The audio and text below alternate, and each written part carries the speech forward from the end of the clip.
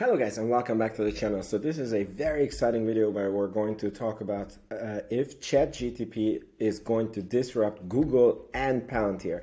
So since Chat GPT has been released, there is a non-stop talk about how it's going to disrupt Google and it's the next phase of AI.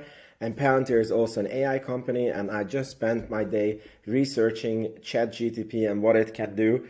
And I got this question myself. Well, is it something that can disrupt Palantir, and what's happening to Google?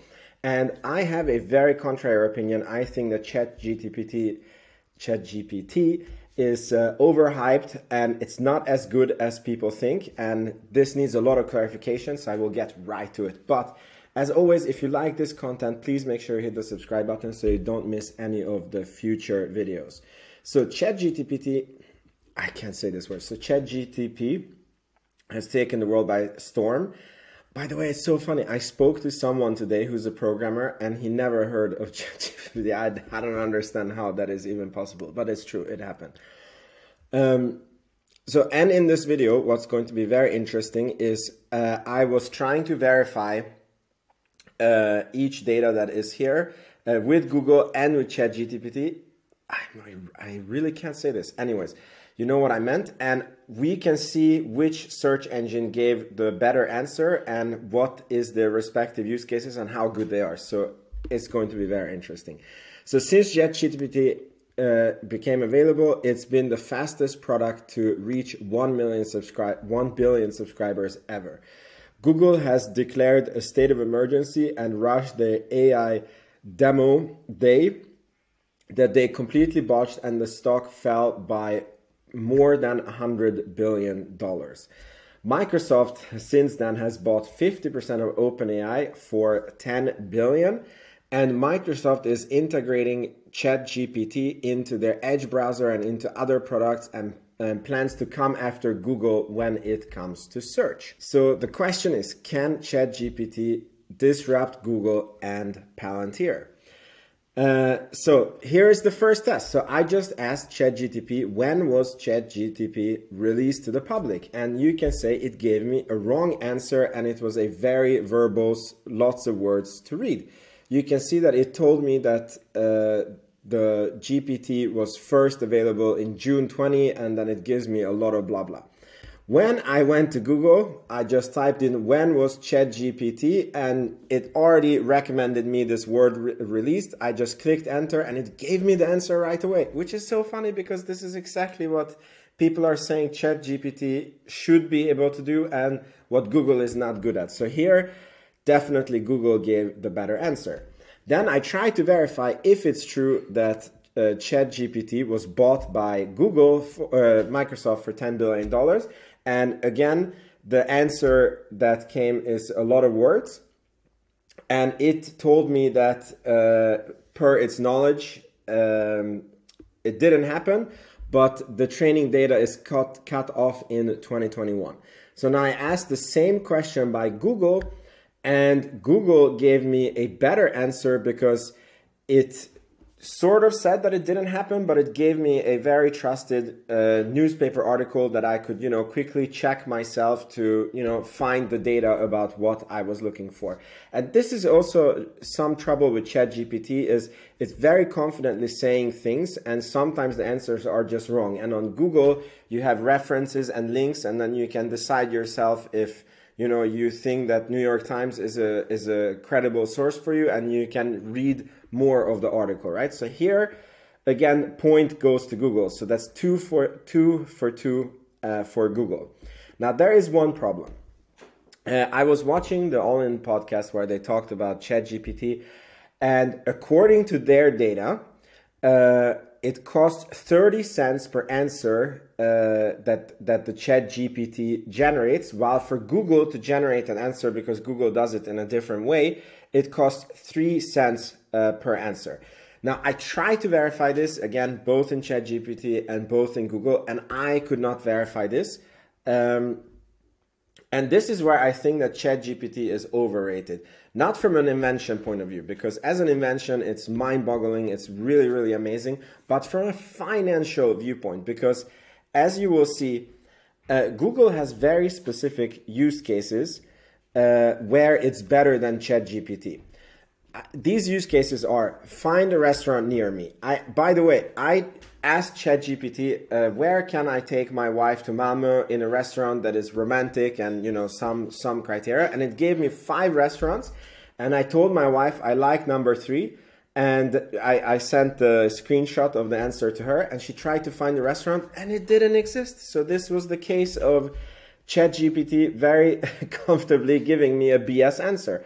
Whereas in Google, when you ask find a restaurant around me, it gives, first of all, existing restaurants, and these are paid ads. It's a very monetizable search, right?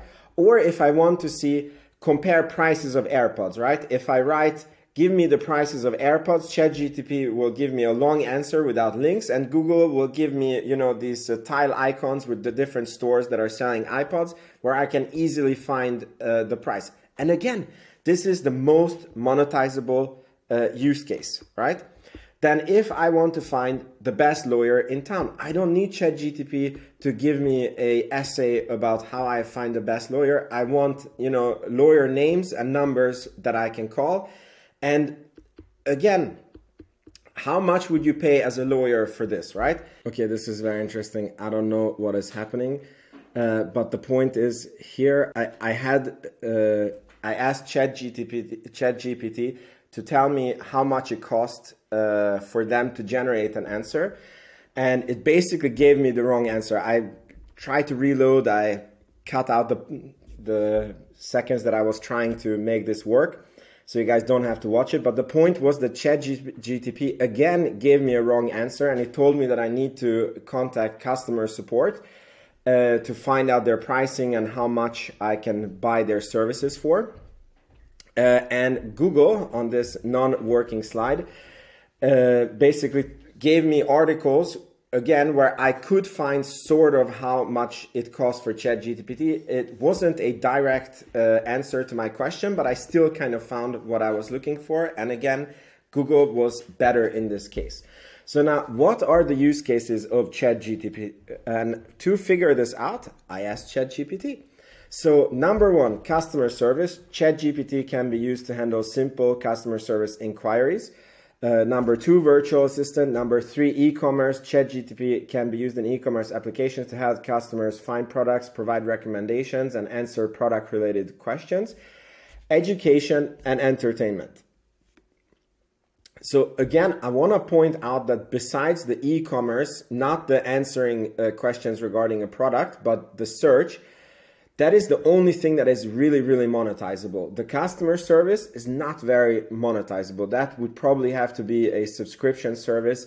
The virtual assistant is the same. Yes, I think it would be amazing to not have, 100 virtual assistants in the Philippines, but have maybe 10, and the rest can be handled by ChatGPT. But again, this is not search, and this is not as monetizable as Google's. So it is definitely monetizable, but it's not as monetizable as Google's search. Education, again, it's not the same, because if I'm searching, please tell me all the stars in the solar, or all the planets in the solar system. This is not money for Google to answer this question. I don't have an intent to buy versus, what is the restaurant near me, or who's the best lawyer in town. If I ask, like, can you explain to me what are the questions that come up on bar? How do you monetize this question? This is something that GPT would be very good at answering, but it's very bad for business, right? And this is Google's answer that it gave for the same question. And again, it was a good answer, but here the point would go to ChatGPT. And what is the interesting thing? This is an educational question. So this is exactly the case in point. I have an educational question. What can I use this for? And ChatGPT is way better at this. But again, this is not monetizable. So the ultimate problem is, how is this going to be monetized? Currently, it costs 10x as much to operate as Google. Again, I couldn't verify this, but I don't have, I think that the All-in-Pod guys, they know what they're talking about. They seem to be very knowledgeable in certain things. And not only does it cost 10x more than Google, it's also 10x or it's a lot less monetizable. So it's a less value thing that costs a lot more to create. Google is working on a competitor product already, and for sure the Chat GPT will take away market share from Google, but it's going to take away the not very valuable one. So it might even be that Google becomes more profitable because, you know, Chat GPT takes away the traffic that is anyways just excess work for Google that they don't get paid for. Now, what about Palantir? Can Palantir be disrupted by Chat GPT? I got this question when Microsoft was demoing different products, and they talked about that you can have Excel, and you know, you can ask Excel to please show me data in certain ways, and you know, if it's a plus, make sure that it's green, and if it's a minus, make sure it's red, and then Excel would figure out the formula of how to do it by itself, right?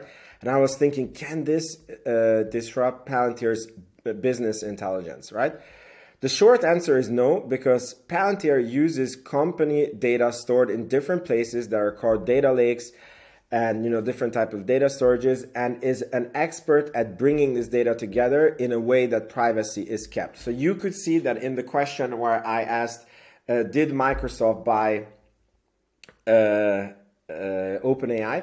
Already there, the program was like, sorry, my data is only up to date up to, you know, 2022, a certain cutoff date.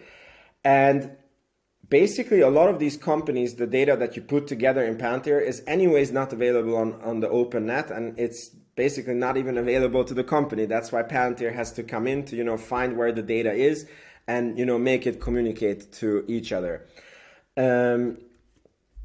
And Palantir is actually a platform. Both ChatGPT and Palantir are, you know, artificial intelligence, but Palantir is a platform that can help your company make real-time AI decisions that other application can be and will be built on. And this makes Palantir like an operational system, whereas ChatGPT is a chatbot. So let's go back to the stock market. This is, after all, a stock market channel. So I think Palantir is safe. By the way, earnings are coming out tomorrow. Stay tuned. I'm very, very excited. By the way, if you saw all the typos in this presentation, it's because I'm recording this video very, very late. And I'm sorry, I'm just too lazy to go back to change them and re-record this video, because then I will not get any sleep and I still want to get this video out. So now, as for Microsoft, Microsoft is definitely innovating, and if I was having Microsoft shares, I would be a very, very happy shareholder. Because, you know, it's a clear sign that they're trying out new things. But I don't think ChatGPT is as monetizable as people think.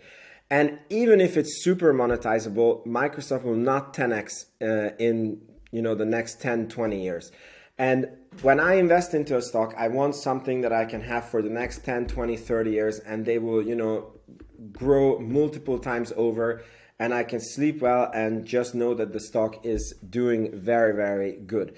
So Microsoft has a trailing 12-month revenue of 200 million, whereas Google has a trailing 12-month of 280 million. So even if Microsoft takes all of Google, so Google's traffic goes down to zero, Microsoft takes all of Google's share, the company is still circa doubling, and this ain't going to happen, right?